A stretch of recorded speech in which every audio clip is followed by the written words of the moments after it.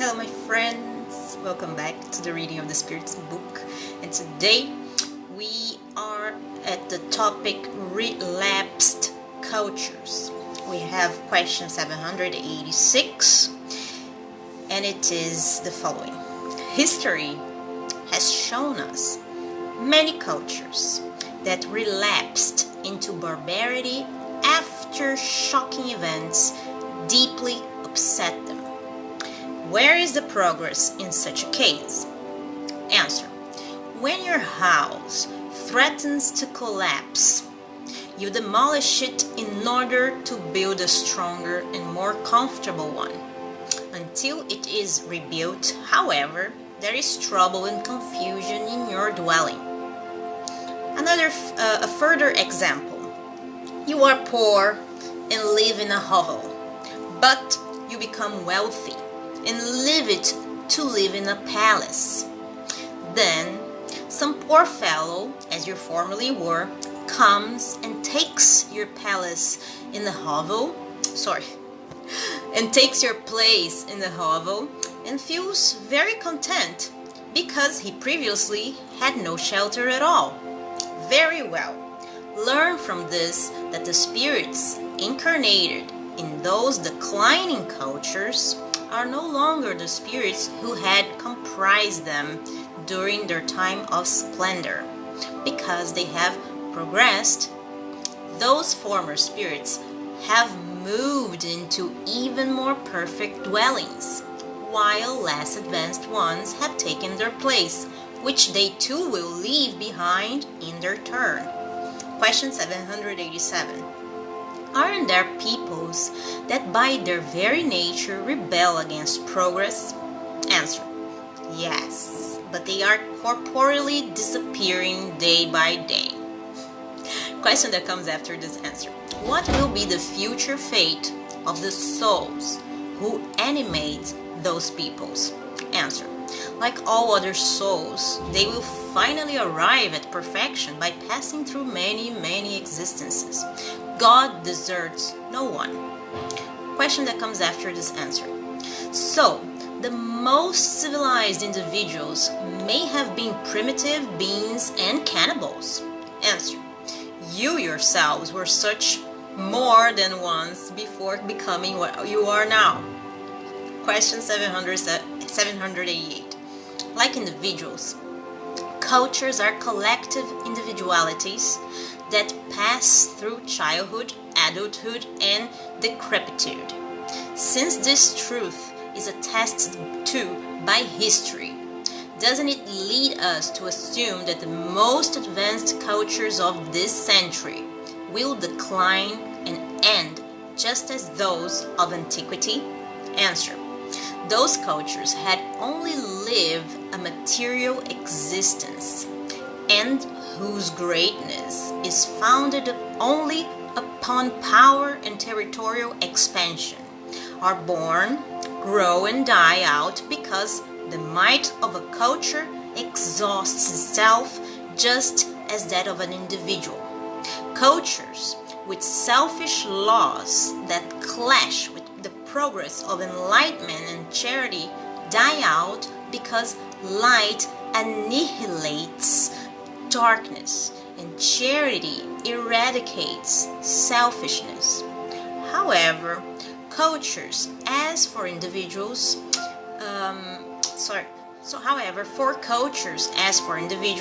there is the life of the soul, and cultures with laws that are in harmony with the eternal laws of the Creator will live and will be guiding lights for other cultures. Question 789. Will progress someday unite all of Earth's peoples into a single nation? Answer. Not into a single nation. That would be impossible because nationalities are formed based on different customs and needs arising from the diversity in climates, and their local laws are designed to accommodate such customs and needs. Charity, on the other hand, knows nothing of geographical latitudes and does not differentiate people by their color. When the law of God comprises the basis of human law everywhere.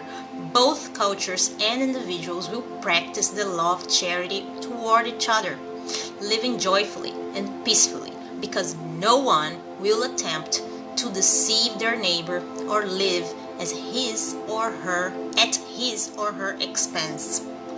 And then there's a note from Kardec under this answer saying the following: humankind progresses by means of individuals who increasingly improve and enlighten themselves. Then these grow in number. They take the lead and draw the rest forward. Geniuses appear from time to time to provide an impulse, followed by individuals invested with authority, who, as instruments of God, enable humankind to advance many centuries in just a few years. The progress of cultures further highlights the justice of reincarnation. Moral individuals make praiseworthy efforts to help a nation advance morally and intellectually. The nation thus transformed will be happier both in this world and in the next. Nonetheless, during the slow march across the centuries, thousands of people die every day. What will be the fate of those who succumb along the way? Does their relative state of imperfection deprive them of the contentedness reserved for those who arrive last? Or is their happiness relative? Divine justice could not consecrate such an injustice. Through the plurality of existences, the right to happiness is always the same for all. No one is deprived of progress. Those who live at a time of barbarity can return at a time of civility in the same culture or in another one. It is obvious that all are benefited by the ascendant march. The theory of one soul existence, however, presents another problem in this case. According to this theory, the soul is created at the moment of birth. Thus, if some individuals are more advanced than others, it is because God has created a more advanced soul for them. Why this favoritism? Why would these individuals who have not lived any longer than the ones before them, often not as long, deserve to be given a more advanced soul? But even this is not the main problem. Over 1,000 years, a culture passes from barbarity to civility. If human beings were able to live 1,000 years, one could conceive that they would have time to progress during that time. But every day humans die at all ages. Their numbers are constantly being replenished, with new ones appearing and disappearing every day to such an extent that by the end of a millennium, no trace remains of the former inhabitants. The barbaric nation has become civilized. What is it that has actually progressed? The individuals who used to be barbarians? But they already died long ago. Is it the newly arrived? Well, if their souls were created at the same time of birth, they could not have existed during the time of barbarity. Thus, we would have to believe that the efforts made to civilize a people do not have the power to improve imperfect souls, but to cause God to create other souls who are more advanced. Let us compare this theory of progress with the one that has been given to us by the spirits. The souls that come during the time of civility have had their infancy like all the others, but they had already lived many times before, and they arrive already advanced as the result of previous progress. They come because they are attracted to an environment which is sympathetic to them and which suits their current state. Therefore, the efforts made to civilize a people do not have the effect of determining the future creation of souls who are more advanced, but of attracting those who have already progressed, whether they had already lived among that people in times of barbarity or whether they have come from somewhere else. Upon this rests the key to the progress of all humankind. When all cultures are at the same level of morality, the earth will house only good spirits living in fraternal unity. The evil spirits have been repelled and dislocated will seek out less evolved worlds and an environment that suits them until they have made themselves worthy to come back to our transformed world. The usual theory, unlike that of reincarnation, has one further effect. Works of social improvement only benefit present and future generations, but are meaningless for past generations, who were unfortunate because they arrived too soon and were able to advance only according to their own efforts and under the burden of their barbaric acts. According to the Spirit's doctrine, however, later progress also profits those generations that are reborn into better conditions, and they can therefore perfect themselves in an environment of civility. Now we have the topic civilization. Question 790. Does civilization represent progress for humankind, or does it represent decadence, as some philosophers profess? Answer. Incomplete progress, because humankind does not pass suddenly from infancy to maturity. Question that comes after this answer. Is it reasonable to condemn civilization? Answer. Instead, condemn those who abuse it. Don't condemn the work of God. Question 791. Will civilization be purified one day so that the evils it has produced will disappear? Answer. Yes, when morality is as developed as intelligence. The fruit cannot come before the blossom. Question 792. Why doesn't civilization immediately effectuate all the good it could produce? Answer. Because humans are not yet ready or disposed to obtain that good. Question that comes after this answer. Wouldn't it also be because in creating new needs, it incites new passions? Answer. Yes, and because all of a spirit's faculties do not evolve in tandem. Everything takes time. You cannot expect perfect fruit from an imperfect civilization. Question 793. By what signs may one recognize a completed civilization? Answer. You will recognize it by its moral development. You believe yourselves to be very advanced because you have made great discoveries and wonderful inventions, and because you are better situated and better clothed than primitives. However, you will only have the right to truly call yourself civilized when you have finally banished the vices from your society that dishonor it, and when you finally live as brothers and sisters by practicing Christian charity. Until then, you are really no more than enlightened cultures that have passed through only the first phase of civilization. And then there is a note from Kardec under this answer saying the following. Civilization goes through stages of development like everything else. An incomplete civilization is in a state of transition, which engenders special evils unknown in the primitive state, but which nonetheless constitute a natural and necessary progress that brings with it the remedy for those very evils. A civilization perfects itself,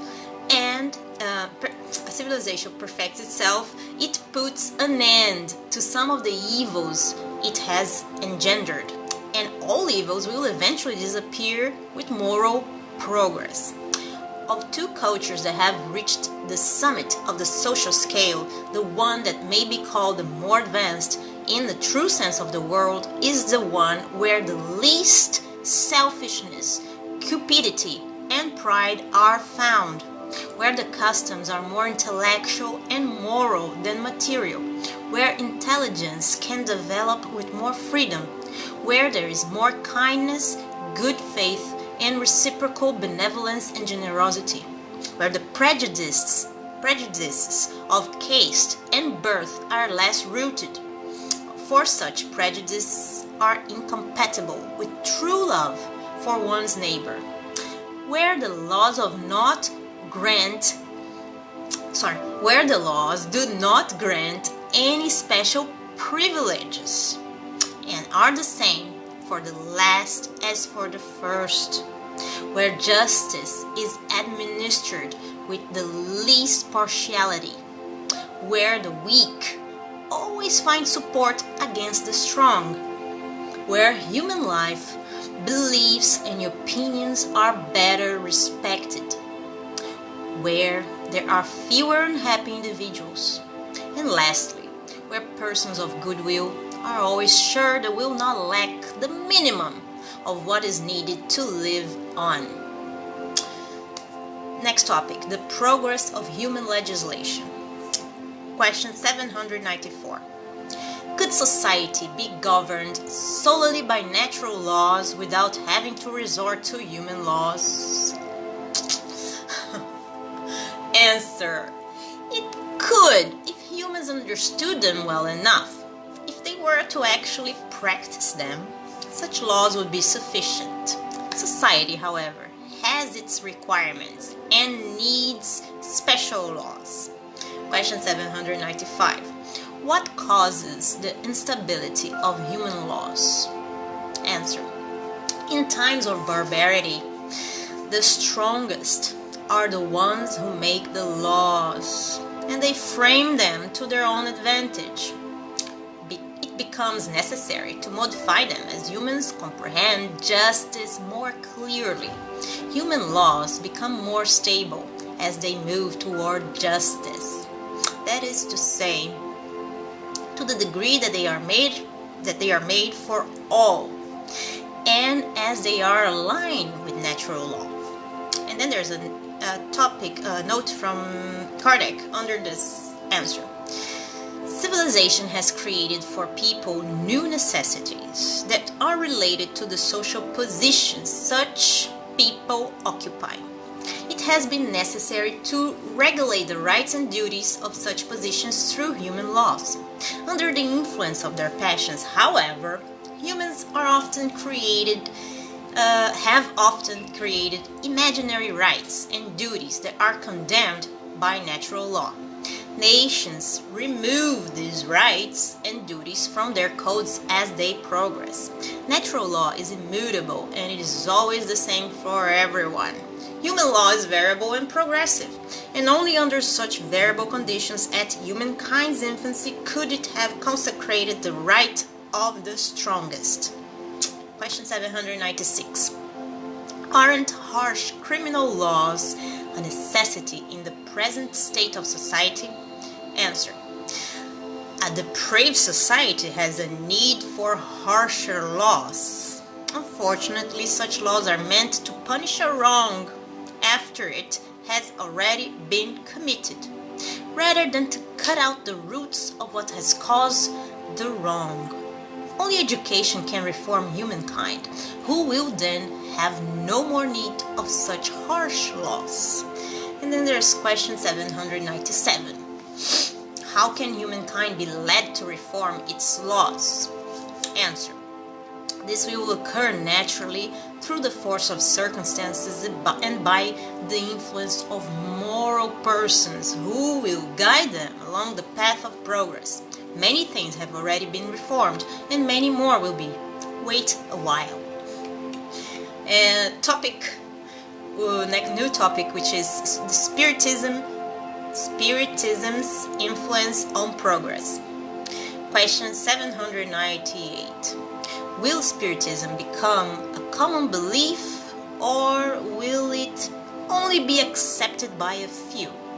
Answer: it will certainly become a common belief and will mark a new era in the history of humankind, for it belongs to nature itself. In fact, the time has come in which it must take its place among the other branches of human knowledge. It will nevertheless have to withstand great struggles, more against personal interests than against conviction. because you must not ignore the fact that there are persons interested in fighting it. Some out of centeredness, it's a difficult word, centeredness. Others from purely material motives. Its opponents, however, will become more and more isolated and will finally be forced to think like the others, lest they make themselves look foolish. And then there's a note from Kardec under this answer saying the following: ideas are only transformed over time, never suddenly. They weaken from generation to generation and end up disappearing along with those who have professed them, who are replaced by other individuals imbued with new principles, as is the case with political ideas in particular. Look at paganism.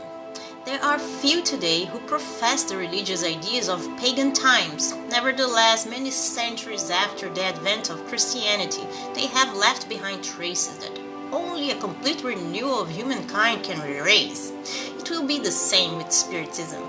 It has made considerable progress, but for 2 or 3 generations there will still be a phenomenon of incredulity that only time will erase. However, its forward progress will be more rapid than was the progress of Christianity, because Christianity itself has opened the paths and has provided support for Spiritism. Christianity had to destroy, Spiritism has only to build. Question 799. In what way can Spiritism contribute to progress? Answer: by destroying materialism, one of the sores of society. It enables people to comprehend where their true interests lie. Since the future life is no longer veiled by doubt, men and women will better understand that they can ensure their future based on the present, destroying the prejudices of sect, caste, and color. Spiritism teaches them about the great solidarity that must unite them as brothers and sisters. Question 800. Shouldn't we perhaps fear that Spiritism may not be able to defeat humans' indifference and their attachment to material things? Answer: to suppose that any cause could act as some kind of magic spell to transform humans would be to know very little about them. Individuals' ideas are modified little by little, and generations are needed to completely erase old habits. Transformation, therefore, can only be realized with time, gradually, step by step. With each new generation, a part of the veil has been lifted, and Spiritism has now come to remove it once and for all. However, if it had the effect of correcting the defects of only one person, it would be a step for that person and therefore great good, since that first step would make further ones easier. Question 801. Why haven't the spirits taught from the earliest times what they are teaching today? Answer: you do not teach to children the same things you teach to adults, just as you do not give newborns food they cannot digest. Each thing has its own time. The spirits taught many things that humans distorted or did not understand, but which they are now capable of comprehending. Even though their teaching was incomplete, they prepared the soil to receive the seed which is now about to bear fruit. Question 802. Since Spiritism must mark a step in the progress of humankind, why don't the spirits speed up this progress through manifestations that are so widespread and patent that they could lead the most incredulous to believe? Answer: you desire miracles, but God has sown so-called miracles by the handful right under your feet. Yet you still have people who deny them. Did Christ himself convince his contemporaries by the wonders he performed? Even today, you don't see those who deny the most obvious facts occurring under their very eyes? Aren't there those who would not believe even if they did see them? No, it is not by miracles that God guides humankind. Out of divine goodness, God wishes to leave it to the merit of being convinced through reason. Well, guys, I hope you are liking this book as much as I do, and I wish you a great day. God bless you all. Bye-bye.